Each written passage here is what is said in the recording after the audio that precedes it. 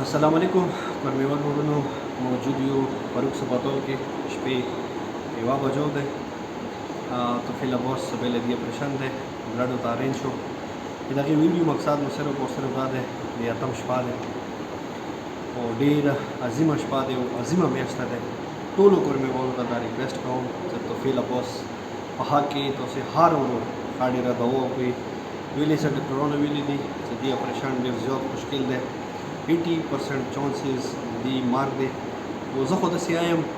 چې خدای قرآن مجید کې چې کل نفس ذائقة الموت مرګ فیصله چې کومه دی هغه رب کوي او زه به دا رب ته سوال وکړم چې پاکه پروردګاره د دوی مور د دوی پلار خاص کر وروڼه یې مو سره ویلوړ دي ترونه یې مو سره ویلوړ دي خدای د دې معصوم بچي دا هېڅ کله دوی ته وردا مه کړي په دغې عظیمې میاشتې له خاطره خدای د دې اپریشن ښه کامیابۍ سره وکړي د دې ویډیو مقصد زه بیا راته وایم چې صرف او صرف دا دی چې یو خو طفیل عباس دپاره تاسې ښه ډېره دوا وکړئ هغه سره سره اوسه پورې طفیل عباس دپاره موږ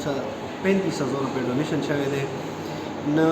مخکې ویډیو کې ما ویلي وو چې 35,000 روپۍ ډونیشن ډېر زیات کام دی دې نه وروسته یو بل دې اپریشن دی چې هغه کې به باقاعده دې امتیازو نلی چوی شي لکه موږ د ډاکټرانو وویله چې هغه چې کوم دی صحت کور کې نشته دی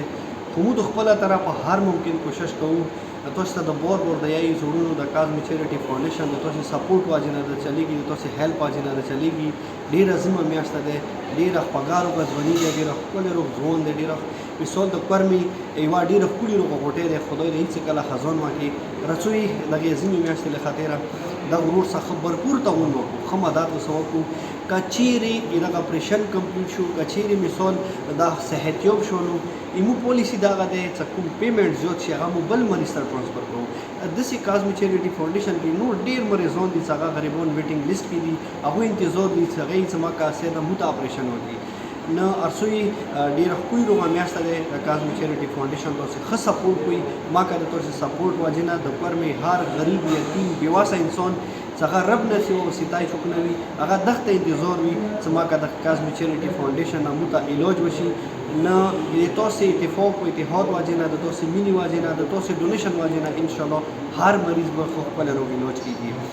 بس ویډیو اینډ کې به رب ته سوال وکړو چې پاکه پروردګاره د ښایسته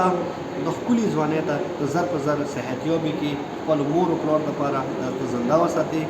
او هغه سره سره خدای هغه ډونرز هغه د کازمی چیریټي فاونډیشن سپورټ کوي خدای هغوی بچي داسې مشکلاتو او تکلیفاتو نه داسې بیماریو نه محفوظ وساتي نو محسن نجیب ته روغ اجازات مهرباني وړو السلام علیکم ورحمت الله وبرکاته